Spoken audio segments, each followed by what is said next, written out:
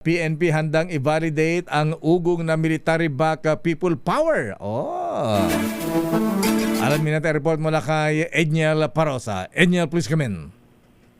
Lakay tinawag ng pambansang pulisya na rumors o pawang sabi-sabi pa lamang itong niluluto daw na military back movement laban sa pamahalaan. Pero sabi sa Kampo Krami ni PNP spokesperson, Police Brigadier General Randolph Tanyo, handa silang investigahan ito. Sa ngayon, anituan nyo, wala pang order sa kanilang i-validate ang naturang impormasyong unang ibinulgar ni Senator Panfilo Lacson.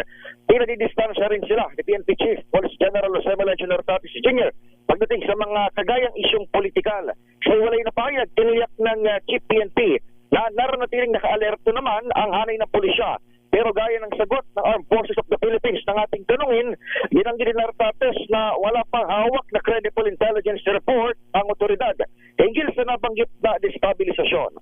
Reaksyon niya ng PNP maging ng AFP sa pahayag ni Lacson na may ilang retirado ang nagre-recruit ng aktibong sundalo at pulis upang magkaroon ng people power, bagay na minalit din kalaunan ng senador na dati ring hepe ng pambansang pulisya.